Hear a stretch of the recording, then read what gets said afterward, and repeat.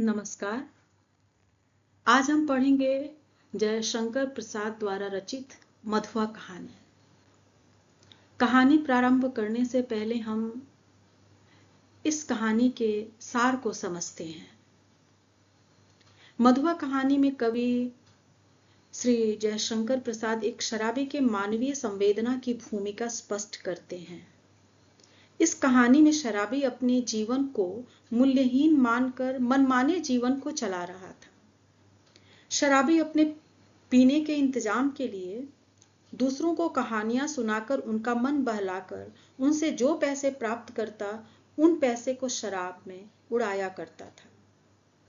उसका मानना था कि लंबे दुखपूर्ण जीवन से बेहतर है कि मौज बहार की एक घड़ी। किंतु एक दिन मधुआ नाम के एक लड़के की दुखपूर्ण परिस्थिति से अवगत होकर शराबी के मन में उस मधुआ के प्रति संवेदना का फूल अंकुरित होने लगा, जिससे वह अपने जीवन के सही पथ को चयन कर पाया और एक नए सिरे से जीवन व्यतीत करने की सोची।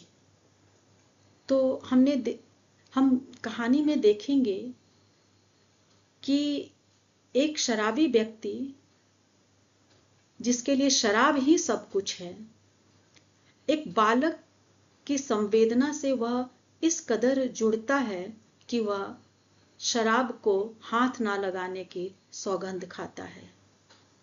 यानी कि यहाँ पेट की भूख विजयी हुई है और दो मित्र मिल गए हैं। अब हम कहानी प्रारंभ करते हैं। आज 7 दिन हो गए, पीने को कौन कहे, छुआ तक नहीं। आज 7वां दिन है सरकार। तुम झूठे हो, अभी तो तुम्हारे कपड़े से महक आ रही है। वह तो कई दिन हुए, 7 दिन से ऊपर कई दिन हुए। अंधेरे में बोतल उड़ेलने लगा था, कपड़े पर गिर जाने से नशा भी न आया। और आपको कहने का क्या कहूं, सच मानिए 7 दिन, ठीक 7 दिन से एक बूंद भी नहीं। ठाकुर सरदार सिंह हंसने लगे। लखनऊ में लड़का पढ़ता था, ठाकुर साहब भी कभी कभी वहीं आ जाते। उनको कहानी सुनने का चस्का था। खोजने पर यही शराबी मिला। वह रात को, दोपहर में, कभी कभी सवेरे भी आता। अपनी लच्छेदार कहानी सुनाकर ठाकुर साहब का मनोविनोद करता।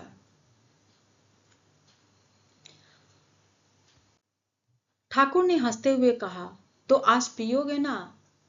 झूठ कैसे कहूं, आज तो जितना मिलेगा सब पीऊंगा। 7 दिन चने चबेने पर बिताए हैं, किस लिए? अद्भुत, 7 दिन पेट काट कर अच्छा भोजन ना करके तुम्हें पीने की सूझी, यह भी सरकार। मौज बहार की एक घड़ी एक लंबे दुखपूर्ण जीवन से अच्छी है। उसकी खुमारी में रूखे दिन काट लिए जा सकते हैं। अच्छा, आज दिन भर तुमने क्या क्या किया है? मैंने? अच्छा सुनिए। सवेरे कुहरा पड़ता था, मेरे धुआं से कंबल सा वह भी सूर्य के चारों ओर लिपटा था। हम दोनों मुंह छिपाए पड़े थे। ठाकुर साहब ने हंसकर कहा, अच्छा तो इस मुंह छिपाने का कोई कारण? 7 दिन से एक बूंद भी गले ना उतरी थी, भला मैं कैसे मुंह दिखा सकता था? और जब 12 बजे धूप निकली तो फिर लचारी थी। उठा, हाथ मुंह धोने में जो दुख हुआ सरकार, वह क्या कहने की बात है। पास में पैसे बचे थे, चना चबाने से दांत भाग रहे थे, कटकटी लग रही थी। पराठे वाले के यहाँ पहुंचा, धीरे धीरे खाता रहा और अपने को सेकता भी रहा। फिर गोमती किनारे चला गया। घूमते घूमते अंधेरा हो गया, बूंदे पड़ने लगी, तब कहीं भाग के आपके पास आ गया। अच्छा, जो उस दिन तुमने गड़रिये वाली कहानी सुनाई थी, जिसमें आसिफुद्दौला ने उसकी लड़की का आंचल भुने हुए भुट्टे के दाने के बदले मोतियों से भर दिया था, वह क्या सच है? अच्छा, जो उस दिन सच? अरे, वह गरीब लड़की भूख से उसे चबाकर थू थू करने लगी, रोने लगी।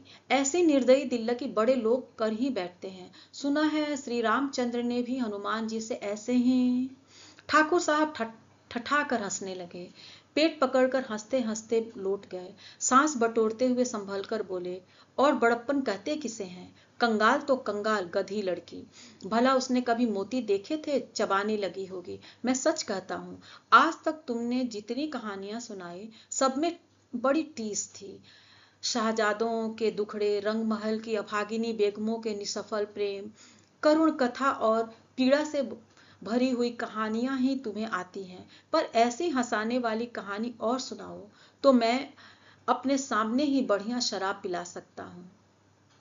सरकार, बूढ़ों से सुने हुए वे नवाबी के सोने से दिन, रंगरेलियां, दुखियों की दर्द भरी आहें, रंग महलों में घुल मिलकर मरने वाली बेगमें अपने आप सिर में चक्कर काटती रहती हैं। मैं उनकी पीड़ा से रोने लगता हूँ। अमीर कंगाल हो जाते हैं, बड़े बड़ों के घमंड चूर धूल में मिल जाते हैं, तब भी दुनिया बड़ी पागल है। मैं उसके पागलपन को भुलाने के लिए शराब पीने लगता हूँ। सरकार, नहीं तो यह बुरी बला कौन अपने गले लगाता। ठाकुर साहब ऊँघने लगे थे।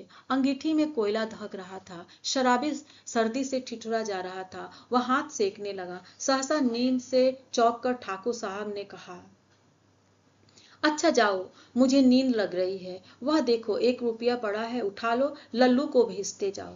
शराबी रुपया उठाकर धीरे से खिसका। लल्लू था ठाकुर साहब का जमादार। उसे खोजते हुए जब वह फाटक पर की बगल वाली कोठरी के पास पहुंचा तो सुकुमार कंठ से सिसकने की शब्द सुनाई पड़ा। वह खड़ा होकर सुनने लगा।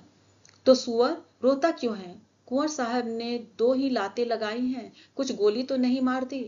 कर्कश कर्कश स्वर में लल्लू बोल रहा था, किंतु उत्तर में सिसकियों के साथ एकाध हिचकी ही सुनाई पड़ जाती थी। अब और भी कठोरता से लल्लू ने कहा, मधुआ जा, सो रहा, नखरा ना कर, नहीं तो उठूंगा तो खाल उधेड़ दूंगा, समझा ना।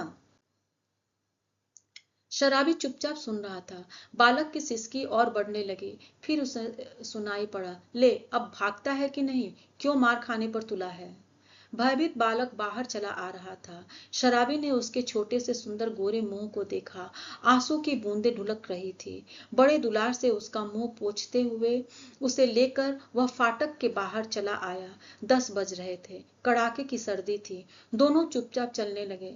शराबी की मौन सहानुभूति को उस छोटे से सरल हृदय ने स्वीकार कर लिया। वह चुप हो गया। अभी वह एक तंग गली पर रुका ही था कि बालक के फिर से सिसकने की उसे आहट लगी। वह झिड़क कर बोल उठा, अब क्या रोता है रे छोकरे? मैंने दिन भर कुछ खाया नहीं। कुछ खाया नहीं? इतने बड़े अमीर के यहाँ रहता है और दिन भर तुझे कुछ खाने को नहीं मिला? यही कहने तो मैं गया था जमादार के पास। मार तो रोज ही खाता हूँ, आज तो खाना ही नहीं मिला। कुंवर साहब का ओवरकोट लिए खेल में दिन भर साथ रहा। 7 बजे लौटा तो और भी 9 बजे तक कुछ काम करना पड़ा। आटा रख नहीं सका था, रोटी बनती तो कैसे? जमादार से कहने गया था। भूख की बात कहते कहते बालक के ऊपर उसकी दीनता और भूख ने एक साथ जैसे आक्रमण कर दिया। वह फिर ही चक्कियां लेने लगा। शराबी उसका हाथ पकड़कर घसीटता हुआ गली में ले चला। एक गंदी कोठरी का दरवाजा ढकेलकर बालक को लिए हुए वह भीतर पहुंचा। टटोलते हुए सलाई से मिट्टी की ढेबरी जलाकर वह फटे कंबल के नीचे से कुछ खोजने लगा। एक पराठे का टुकड़ा मिला। शराबी उसे बालक के हाथ में देकर बोला, तब तक तू इसे चबा, मैं तेरा गड्ढा भरने के लिए कुछ और ले आऊं।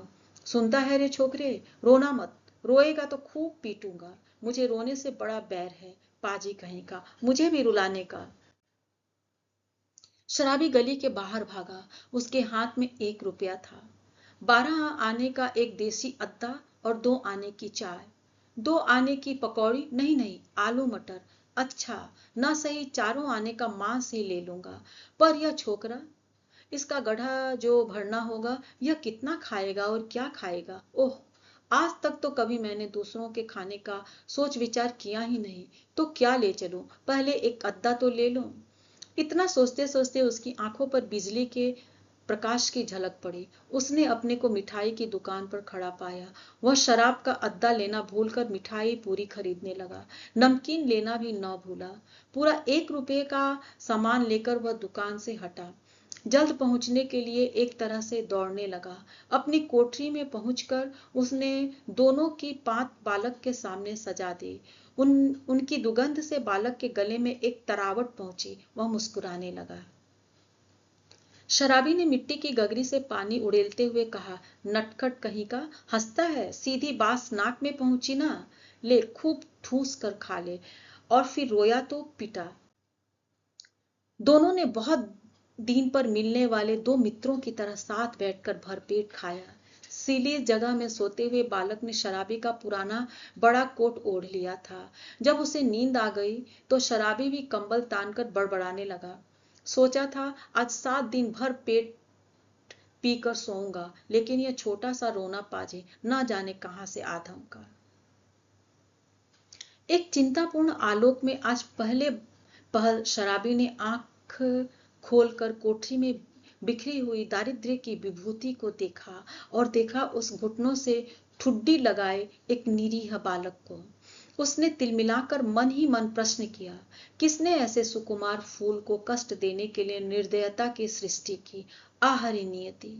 तब इसको लेकर मुझे घर बारी बनाना पड़ेगा क्या? दुर्भाग्य, जिसे मैंने कभी सोचा भी न था। मेरी इतनी माया ममता जिस पर आज तक केवल बोतल का ही पूरा अधिकार था, इसका पक्ष क्यों लेने लगे? इस छोटे से पाजी ने मेरे जीवन के लिए कौन सा इंद्रजाल रचने का बीड़ा उठाया है? तब क्या करूं?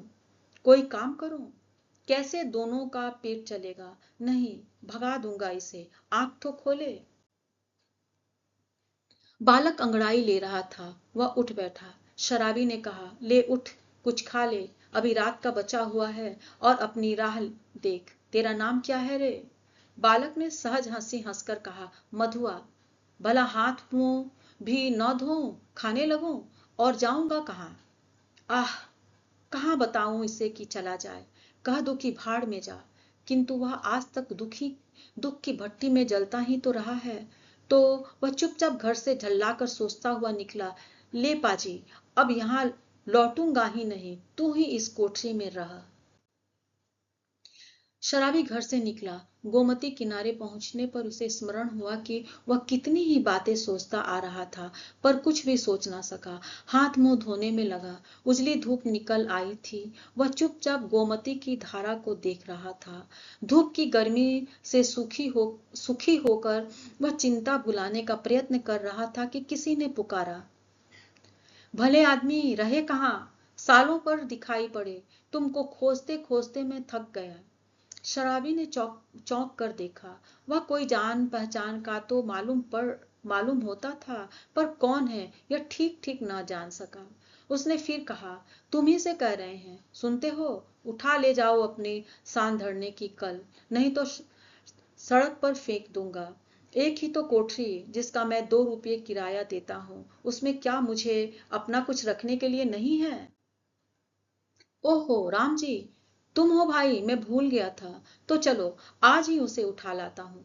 कहते हुए शराबी ने सोचा, अच्छी रही, उसी को बेचकर कुछ दिनों तक काम चलेगा। गोमती नहाकर राम जी उसका साथी पास ही अपने घर पर पहुंचा। शराबी को कल देते हुए उसने कहा, ले जाओ, किसी तरह मेरा इससे पिंड छूटे। बहुत दिनों पर आज उसको कल ढोना पड़ा। किसी तरह अपनी कोठरी में पहुंचकर उसने देखा कि बालक बैठा है। बड़बड़ाते हुए उसने पूछा, क्यों रे, तूने कुछ खा लिया कि नहीं? भरपेट खा चुका हूं, और वह देखो तुम्हारे लिए भी रख दिया है, कहकर उसने अपने स्वाभाविक मधुर हंसी से उस रूखी कोठरी को तर कर दिया।